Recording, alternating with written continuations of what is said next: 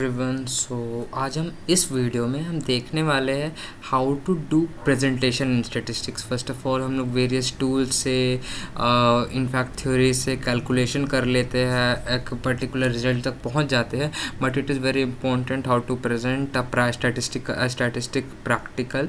सो आज मेरे पास एक एग्जांपल है उसी का। ये एक सैम्पलिंग का क्वेश्चन था जो मैंने सॉल्व भी किया था इन एक्सेल। आप उसको एक बार देख लेना, मैं उसका आई बटन में डाल दूंगा उसका वीडियो का link. So first of all देखिए क्या मैं इसको जूम करके बताता हूँ। जैसे कि सैम्पलिंग में प्रैक्टिकल में सबसे पहले हमें लिखना रहता है objective. The first thing is that objective क्या, और ऑब्जेक्टिव में हमें प्रॉब्लम या फिर जो क्वेश्चन है उससे एज इट इज़ नहीं उतारना रहता है, बल्कि उसमें हम लोग को जो पूछा गया है what ever is being asked in the question, we have to specify them. For example, in this question we have to mention that we have a given data of some cars in the table below. वो table भी बनाना है।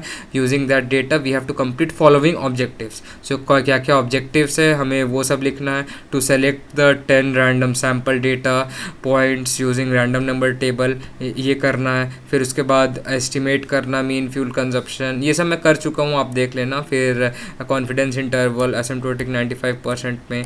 फिर हाँ, जो given data है, जो भी data है आपको अच्छे से प्रेजेंट करना है। मेरी हैंडराइटिंग उतनी अच्छी है नहीं, मगर तब भी आप कोशिश करना बहुत अच्छे से लिखना, प्रेजेंट करना।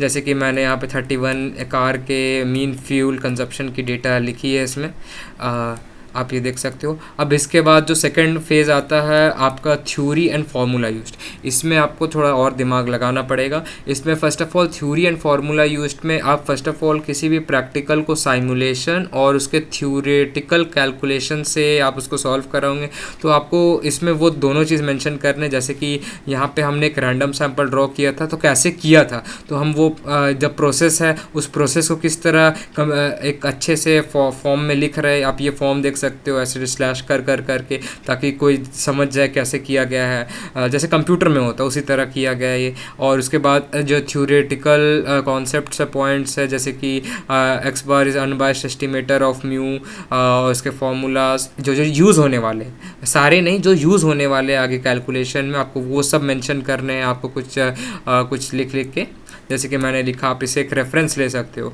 फिर उसके बाद आपने इसमें हमने स्टैंडर्ड एरर का कॉन्फिडेंस इंटरवल के लिए स्टैंडर्ड एरर का कॉन्सेप्ट है, तो हम वो निकालेंगे, उसके अभी दिखेंगे। फिर कॉन्फिडेंस इंटरवल का होल कॉन्सेप्ट थोड़ा सा इंट्रो देंगे।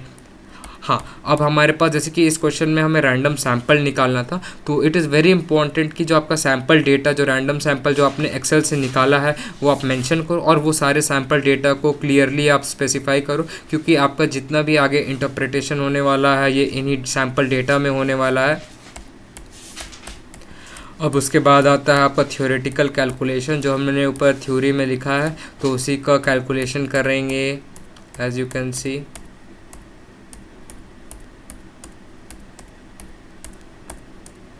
फिर एक और पोर्शन आता है साइमुलेशन वाला। जैसे हम प्रैक्टिकल करते हैं, हम जिस भी टूल को यूज़ कर रहे हैं, हम उसको किस तरह यूज़ कर रहे हैं हमारे कंक्लूजन या रिज़ल्ट तक पहुंचने के लिए। हम एक सेक्शन अपने प्रैक्टिकल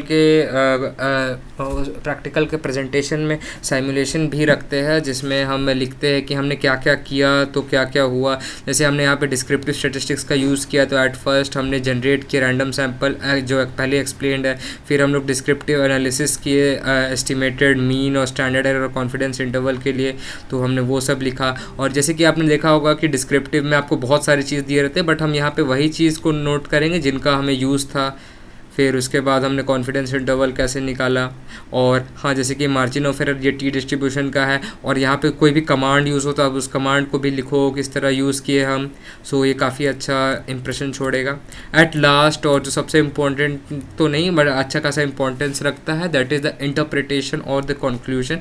हियर जो हमने जितने भी कैलकुलेशन और साइमुलेशन से जो भी वैल्यूज़ तक पहुँचे हैं, जो भी रिजल्ट तक पहुँचे हैं, उसको एट द सेम टाइम हम पर्टिकुलरली मेंशन करेंगे कि हमें क्या क्या हुआ, जैसे कि यहाँ पे मीन फ्यूल कंजप्शन हमारा ये था, ऑल्सो जो कॉन्फिडेंस इंटरवल था ये था, और इसमें साथ ही साथ आपको जितने भी ग्राफ हो सके आप वो सब भी डाल देना। जैसे कि इसमें एसिम्प्टोटिक नॉर्मल था और कॉन्फिडेंस इंटरवल का बात की तो हम एक स्टैंडर्ड ये नॉर्मल डिस्ट्रीब्यूशन डाल दिए इसमें, जिसका ये हमने इसका कॉन्फिडेंस रीजन दिखा दिया विथ कॉन्फिडेंस इंटरवल, तो एक अच्छा रिप्रेजेंटेशन आ जाता है, visual representation. So that's all guys, I hope so समझ आया होगा। और तो कुछ है नहीं, एक बार इसको आपको ऐसे दिखा देता हूँ, आप इसको देखो। That's all for this and thank you. If any doubt तो कमेंट करना।